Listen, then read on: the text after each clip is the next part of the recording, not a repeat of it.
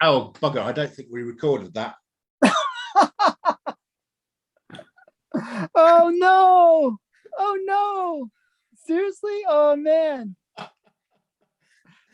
I don't think we recorded that. We recorded your one, and then I stopped Yeah. recording. I don't think I Oh my restarted goodness. it because I've just hit that. Do you mind recording it again?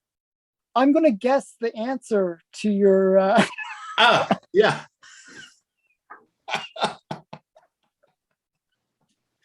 Yeah, you might know the answer to the. Yeah, well, I'll give you that. If you're happy to record it again, you can go 2-2. Oh man, that's so funny. Oh man. So okay, we can do it again.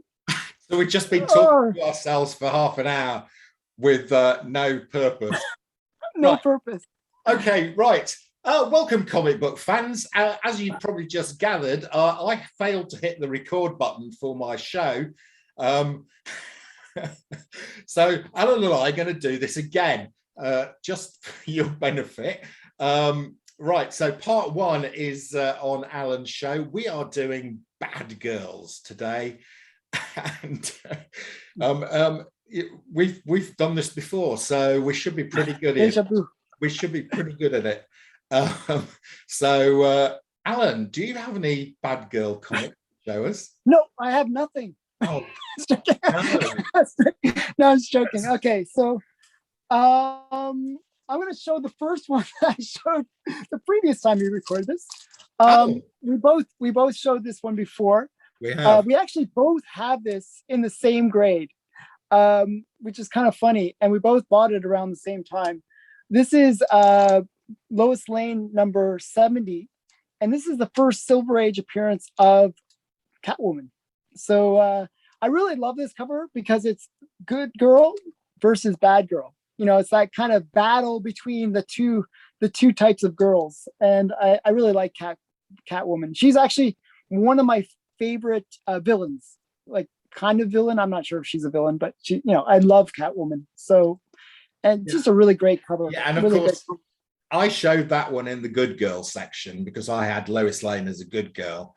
And it's a bit spooky that we both have that in the same grade and we both bought it at the same time. Yeah. So very, very odd. And now I'm going to show just quickly because I want, maybe this will be a shorter version of the same video that we just recorded, but I'm going to show just a slice of the 90s. Is it going to be Lady Death, Alan? Okay, I was going to show that later. Okay. Because I reorganized after doing that last video. But right. I'm going to show the 90s and give people a sense of the 90s. So we got Vamp Blade. Yeah. It's just sort of a typical 90s kind of look, where she's super sexy.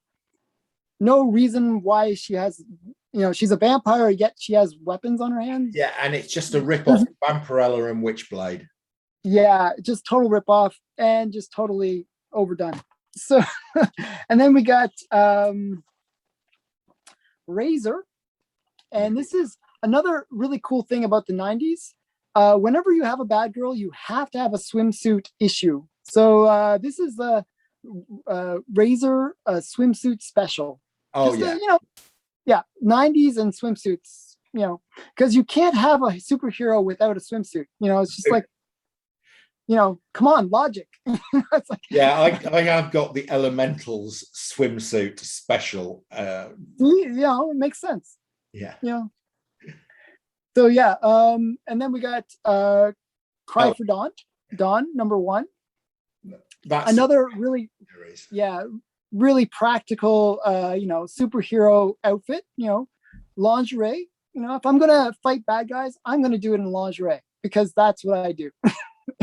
So I love these 90s bad girl ones. So that's Cry for Dawn. But Cry for Dawn was a great series. I've got the full Cry for Dawn series. Yeah, I'm not sure. Was Dawn first? Was this first, or was Cry for Dawn? This is Dawn #1? I'm not sure. I think Cry for Dawn might have been before Dawn. I'm not sure. So I'm not sure where. I'm not 100% positive, but I think so. Yeah, I wasn't sure about that one, but this one's early one of those. Then we got Lady Rawhide. Yeah. This was really big. This was kind of like everyone was going crazy about this one back in the 90s. She was kind of teamed up with Zorro. So this was like big book back in the 90s. And it was kind of interesting because it was Topps Comics. Topps is not associated. Oh, right. Yeah, okay. I didn't realize it's not really associated to comics at all. It's like, Topps is like cards, right? Yeah, well, they did sort of Jurassic Park and Yeah. some stuff like that. Yeah, they Yeah, did. yeah. So this I was kind didn't of an realize they interesting one. did any sort of sexy lady stuff. Yeah, so I thought it was kind of cool. And another thing that you'll notice is like either like leggings or like these like thigh high boots. You know what I'm talking about? Like that was another kind of trope in a way. And she got her whip, so that's always good. And then we got she number 1. Yeah. So this is like another.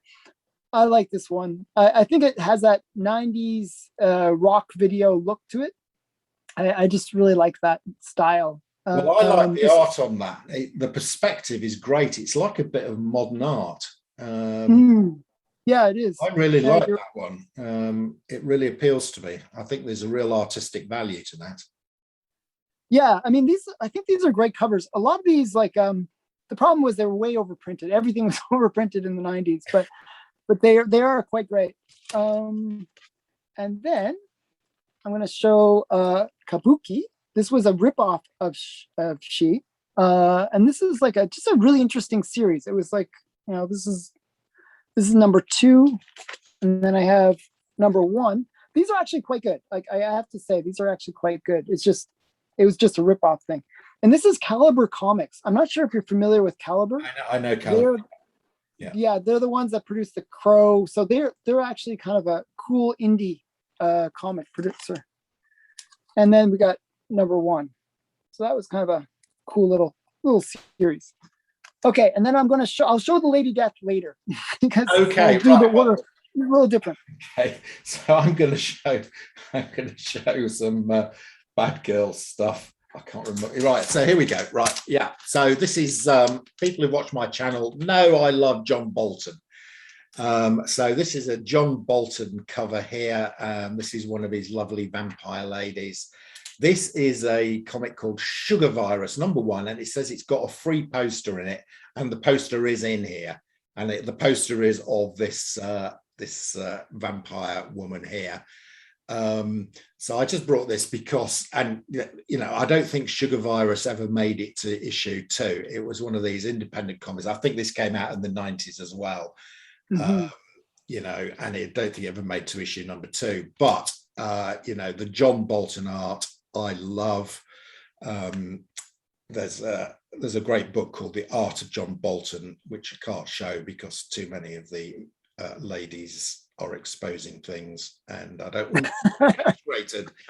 But I can't recommend this enough. And this is a great copy to pick up. It's not expensive, and if you can get the poster with it as well, I think this is a great piece to pick up.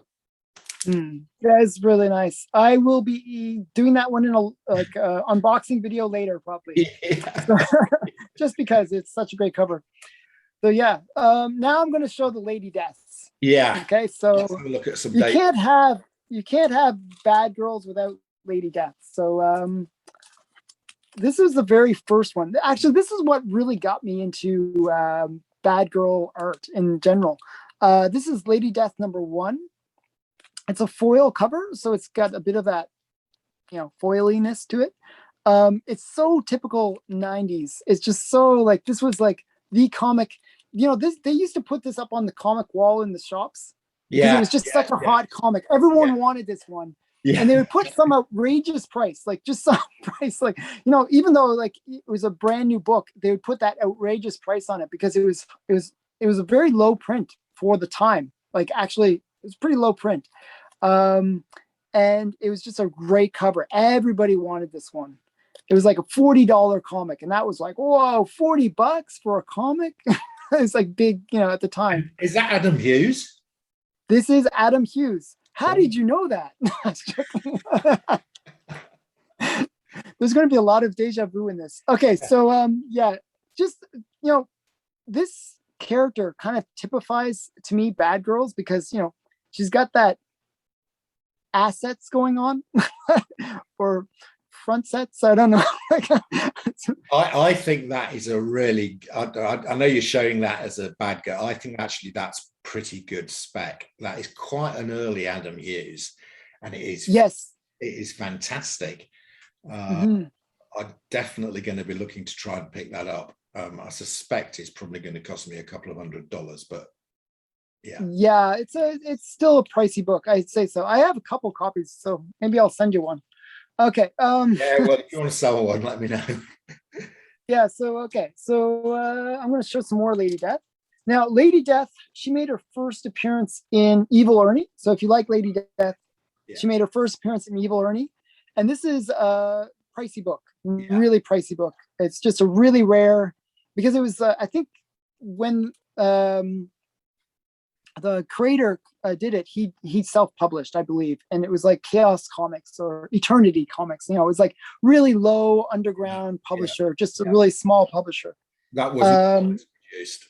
And it's Brian Pulido, so is the guy that created Lady Death, and he actually there was a, you know, it was I think it was 4 in the series, or 4 or 5. I'm pretty sure I have all of them. I just have to find them.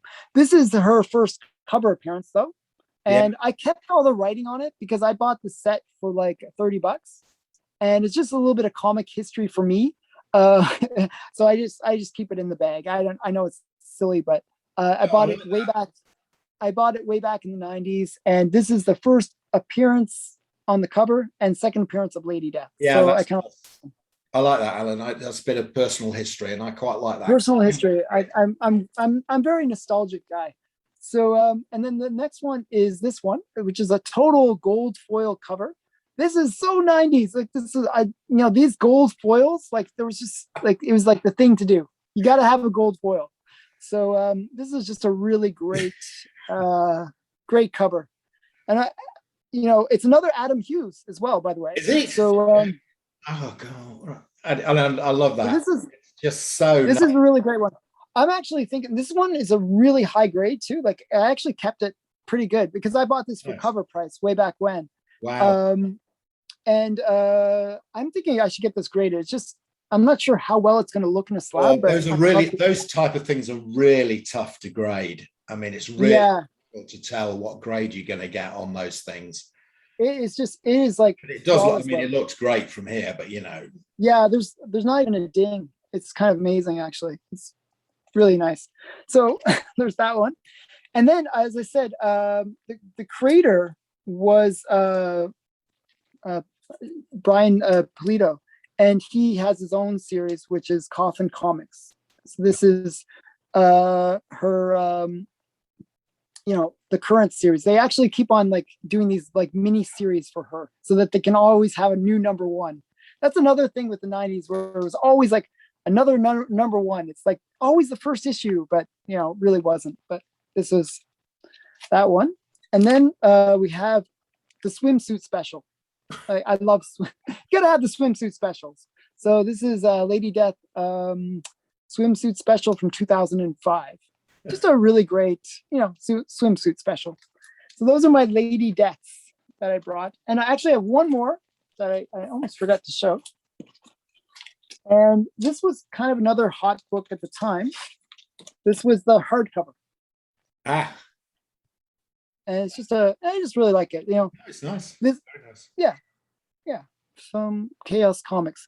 This, you know, pretty rare, actually. But yeah, so those were my Lady Deaths. That's excellent. Right. Okay. I'm going to show you one now. I think you might quite like this. This is a Charlton Comics comic. And it's a Sarge Steel. And this lady here is called The Lynx. And it says here, an international gang of thieves headed by the most dangerous, beautiful feline like femme, the Lynx. I don't know what trouble was until I felt the kiss of the cat. So brilliant. This is the Lynx, and I think this is our first appearance. I have got another comic with another Sarge Steel with the links in. Sarge Steel is now owned by DC and has actually appeared in DC Comics. I'm not sure whether they've ever reused the links, but Peacemaker was a Charlton Comics. Yeah. Now they're huge. They're doing a Peacemaker series. I think some of the old Charlton Comics characters could appear in the Peacemaker series. Because you know what James Gunn is like about picking out obscure characters. Yeah, so I'm hoping that Miss Lynx might appear as one of the baddies in Peacemaker. I'm definitely going to be picking up that one. That's Sarge Steel #4, right? I think it's #4, yes. It's got a very small 4 in the corner at the top. Yeah, I'm definitely going to pick that one up because that's I really like that cover. I love that the sexy girl with the cat that she's unleashing upon the guy. I thought it's a bit Miss Mask-esque about it. Except she's a villain, not a hero. So I thought you'd like that one. Right, I'm going to do my guess who. I think I'm going to completely stump you here, Alan. I think so. I don't know. Right. Okay. So it is. It's mainline. It's not some strange, obscure, independent comic. It is a Tales to Astonish. It's Tales to Astonish #95, Hulk and the Submariner. And I'm going to give you a clue. So this is the first appearance of Guy. In this comic, he only appears as a scientist. Later on, he sort of costumes up and appears as a hero, and he does join the Avengers. And the other clue I'm going to give you is that he is in the Submariner bit of this, not the Hulk bit of it. Okay. So we've recorded this before, just to tell the audience. The truth is, I didn't get it. I want to be honest. I'm a very honest guy here. So people, I didn't get it when he first showed it to me, but now I actually know the answer because he told me. So it is the Stingray. It is. I didn't remember, what was his name? What was his name? Walter Newell, Dr. Walter Newell, and he's a marine biologist. Yeah. Dr. Newell. Okay, so that's cool. So so I wasn't familiar with him other than the Stingray. I know the Stingray, but not. So yeah, that was a great one. What's his first appearance in suit? Do you know? Or it's actually in the Submariner. He appears. I can't remember the issue number. It's quite early on in. It's the Submariner, something like 13, and he appears on the cover in the suit. Submariner 13. I have if you just check this, but I'm not convinced it's sub 13. It's something like that, and he appears in. It's a sort of red and white, and he's got sort of. It's based on a manta ray, which is why he called himself Stingray. I have Tiger Shark on my wall there. Yeah. So Tiger Shark is a baddie, and Stingray, I think with Namor fights Tiger Shark on a number of occasions. Yeah, I really actually it's one of my favorite covers from the Submariner run is the Tiger Shark one. Yeah, so, I have that as well, and but Stingray, it's one of those in that sort of range. It's fairly close to the Tiger Shark one. And I think some of these Namor characters are going to start appearing. No, that's going to be a hot book. There was the movie that just came out, Shang-Chi, right? Yeah, and that had the first Abomination, right? Yeah, and all the books associated to Abomination, who was only in the movie for a very short amount of time, right? I actually saw the movie yesterday. Oh, did you? So I thought it was good. Actually, I really liked it. I mean that those comics are now super expensive, really gone up in value. I think this Stingray guy has huge potential. Anything related to Namor is going to be hot, in my opinion. Yeah, there's a couple. Tiger Shark, I think he's good spec as well. I think he's he's potentially good spec. And Stingray, I think could make an appearance. I don't think he'll make an appearance in. He's not going to make it. No, he's not going to make an appearance in Wakanda Forever. But But I think what'll happen is they'll introduce Namor, maybe Namora, those two kind of characters from the Submariner series, but then in they'll have like a separate Submariner movie. I really do believe that he's the character. He's like one of their oldest characters. He is the oldest character. Yeah, that's what I thought. I thought he's their oldest superhero. He is the oldest Marvel superhero, anti-hero. Because they did a special comic which was going to be shown in movie theaters. The funniest. And they didn't like it, and they didn't distribute it, but they actually produced it. So it's very, very rare. I mean, it's a hugely rare comic, And then that actually came out before Marvel 1. It came out before Marvel 1, and Marvel 1 had Human Torch and Submariner in it. Yeah. But Submariner had appeared before Human Torch. So he is actually the first superhero. Or anti whatever he is, superhero. Well, he was a superhero when he was introduced. It was the Second World War, and they wanted somebody who could go and disrupt the German shipping. He was basically attacking subs and stuff like that. Actually, his first cover is really great, where he's like, he's just like beating up the ship, right? It's like. I went on to eBay a couple of weeks, about a month ago, and I was looking for a first cover appearance of Namor, which is Marvel Mystery Comics 4, I think. Anyway, this thing came up, and it was $90, and it was a first appearance. Right. So I think it should be about $120,000. And it was in really good condition. And I looked at it, and when I read underneath, it was a 1973 reprint. Remake? Yeah, reprint, yeah. I can't remember the name of the company that did it, but they got the approval of Marvel to do it. And it was a really nice reprint from 1973. And I thought, well, hang on a minute. So we go back to the first appearance. Actually, the time between, there's actually more time between this reprint and now than there was between when the reprint. Oh, the way it was reprint done. Yeah. I thought I'm going to pay $90 for that, and it's really nice. And then even these reprints are not easy to find. And it's a really some of those reprints actually go for some money because they're really rare. Like even. I saw the reprint for like Action 1, like the early reprints of that. Yeah. Pretty expensive. And the Golden Record stuff. Yeah. Pretty expensive, actually. Yeah.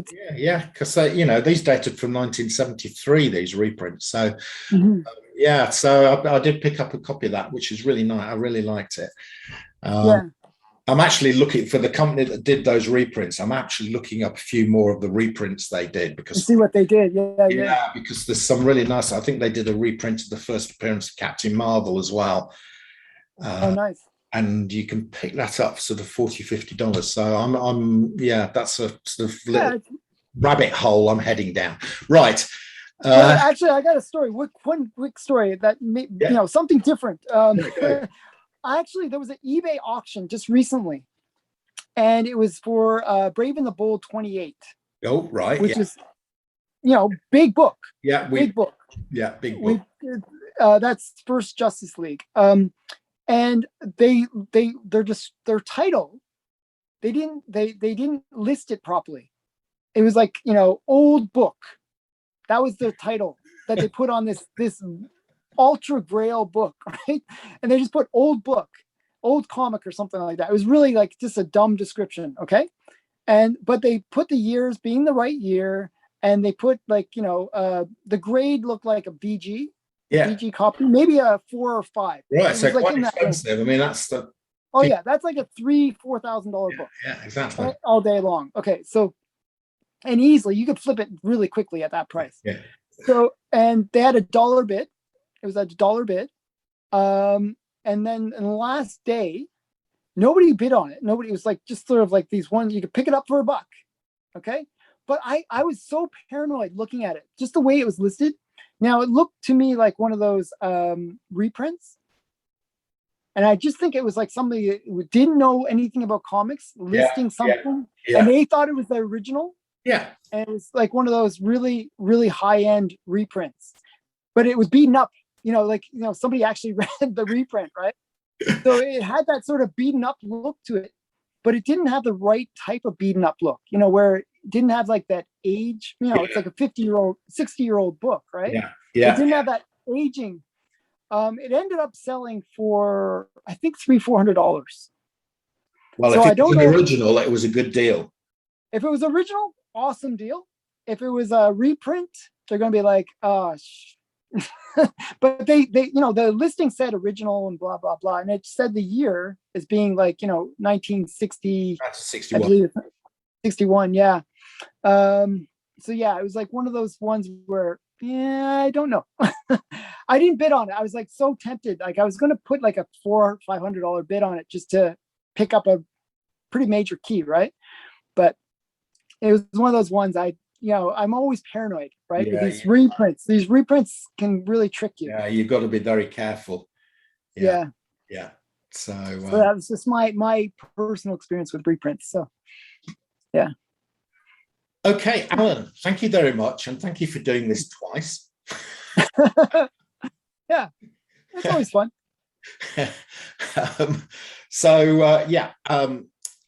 We'll do another one. This is a Price Parent show. We're going to do another one hopefully next week.